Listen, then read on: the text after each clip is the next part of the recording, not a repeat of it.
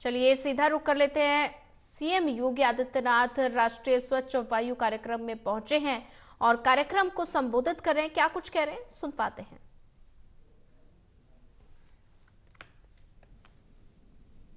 किसी के लोभ को पूरा करने का सामर्थ्य इसमें नहीं है और मुझे लगता है कि यहीं से जो प्रश्न हम सबके सामने खड़े हुए हैं, इस जीव सृष्टि के सामने खड़े हुए हैं, हम इसका समाधान उसी में देख सकते हैं। एयर क्वालिटी इंडेक्स में गोरखपुर ने एक अच्छी छलांग लगाई है। आपके सामने नवंबर से फरवरी का महीना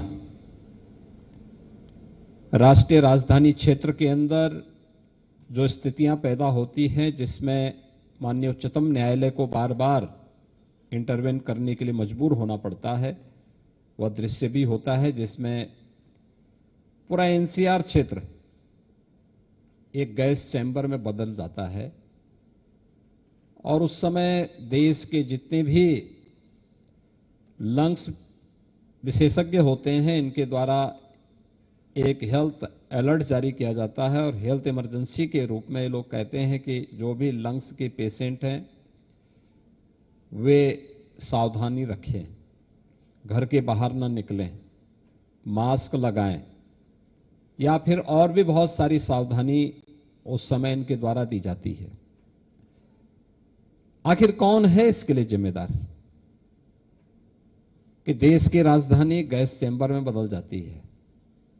ये केवल दिल्ली के लोग ही उसके लिए जिम्मेदार नहीं होते। कहीं ना कहीं ऐसा जरूर होगा जिसमें हम लोग इन चीजों को अक्सर नजरअंदाज करते हैं, लेकिन कहीं ना कहीं कोई ना कोई कारक जरूर होगा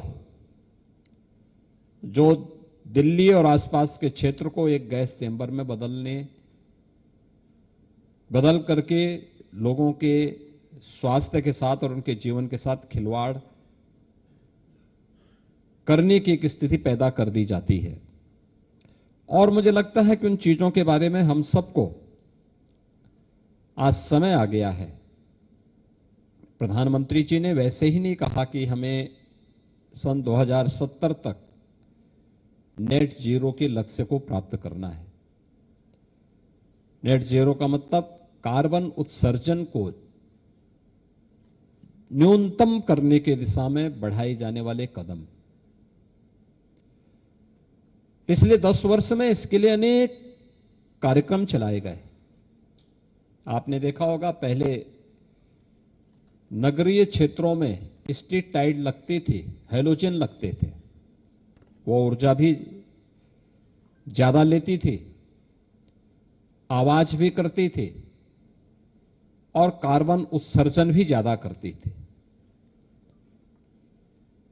कहीं लाल लाइट लग जाती थी, कहीं पीली लाइट लग जाती थी, कहीं पर किसी अन्य कलर की लगती थी और ऊर्जा की खपत बहुत ज्यादा होती थी। उसमें कीड़े मकोड़े भी आते थे, वे जलते रहते थे, उनसे भी आपने देखा होगा कितनी बदबू, उसके सामने उसके नीचे कोई खड़ा हो जाए बहुत बदबू होती थी। लेकिन हम लोगों ने 2017 में प्रदेश भर से 16 लाख हैलोजन लाइट को हटा करके उसकी जगह एलईडी स्ट्रीट लाइट दिया। आप आश्चर्य करेंगे कि पैसा हमने एक भी खर्च नहीं किया। हमने ईएसएल को ये जिम्मेदारी दी कि वह ये जितने भी हैलोजन हैं इनको हटा करके इनकी जगह एलईडी स्ट्रीट लाइट लगा ले और इसको 7 वर्ष तक इसके रखरखाव की जिम्मेदारी वो ले। पैसा हम नहीं देंगे, एनर्जी में जितनी बचत होगी उसका जो डिफरेंस होगा उसको आप ले लीजिए। और वे सहमत हुए। उन्होंने सभी 16 लाख एलईडी स्ट्रीट लाइट बदली हेलोजन हटा करके। आपने देखा होगा कि आज भी हमारे नगर निकायों में प्रदेश के अंदर लगभग 1000 करोड़ रुपए की प्रतिवर्ष बचत होती है इसके कारण। यानी जो पैसा हम केवल ऐसे वेस्ट करते रहे थे, जिसकी कोई कीमत नहीं होती थी, जिसको हम ये मान करके चलते थे कि चाहे ये पैसा सरकार दे या बिजली कंपनियों पर इसका बोझ पड़े, और बिजली कंपनी कहां से देंगे, वो भी सरकार को ही उसके कर्ज को चुकाना पड़ता है। या आप एक ईमानदार करदाता को मजबूर कर देते हैं, जो टैक्स पेयर है उसका शोषण कर रहे हैं इसके माध्यम से, कि ज्यादा पैसा आप उससे वसूल कर रहे हैं। उसका दुरुपयोग होता था। आज कम से कम नगर निकाय इस 1000 करोड़ रुपए का उपयोग, इसका सदुपयोग अन्य सुविधाओं को देने में कर सकते हैं, ज्यादा बेहतर सुविधाएं देने में कर सकते हैं। एक प्रयास वहां से प्रारंभ हुआ था। और इसके उपरांत हम लोग कहीं जाते थे तो हम लोग देखते थे प्रधानमंत्री जी का अक्सर स्वच्छता में बहुत जोर होता था। आपने पहली बार देखा होगा देश के अंदर 12 करोड़ घरों में शौचालय बनाए गए। पहली बार आपने देखा होगा तो हम लोग देखते थे प्रधानमंत्री जी कहीं आते थे तो उनके चौपर के लैंड होने के साथ ही अगर आप कितनी भी सफाई कर लेंगे तो सफाई उसी समय सबके चेहरे को बेनकाब कर देती थी, क्योंकि जैसे चौपर लैंड करता था उसके साथ प्लास्टिक का कूड़ा अगल बगल इतना गिर जाता था कि कितनी भी सफाई करेंगे तो आपके पूरे उसको वहां पे पर्दाभास कर देता था।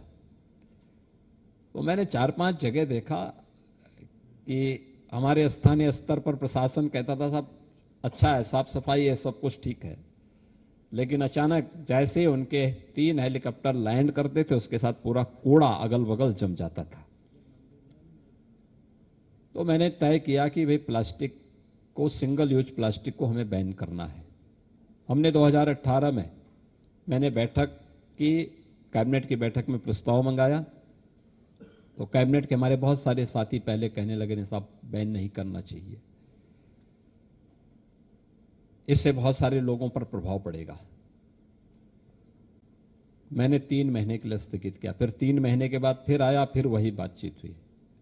मैंने इस बार जबरदस्ती उस प्रस्ताव को पास कराया। मैंने कहा नहीं, ये पास होना है, और मैंने कहा इससे नए रोजगार के भी सृजन होंगे। इस दौरान हमने विश्वकर्मा श्रम सम्मान की स्कीम एक लागू करने की तैयारी कर ली थी, जिसके अंतर्गत माटी कला बोर्ड के माध्यम से जो लोग मिट्टी के बर्तन बना सकते थे उनको हम लोगों ने कहा भी इनको इलेक्ट्रिक और सोलर चाक हम देंगे। ये जो मैनुअल बर्तन बनाते हैं तो मैनुअल बर्तन बनाने में इनको बहुत होगा, एक व्यक्ति एक दिन में 50 से 60 बना पाता है, लेकिन जब हम इनको इलेक्ट्रिक और सोलर चाक देंगे तो ये 400 से 500 बर्तन बना पाएंगे। मिट्टी हम फ्री देंगे और मिट्टी के बर्तन का दाम उतना रखेंगे जो एक प्लास्टिक के कप, गिलास या प्लेट के बराबर उसकी कीमत हो पाएगी।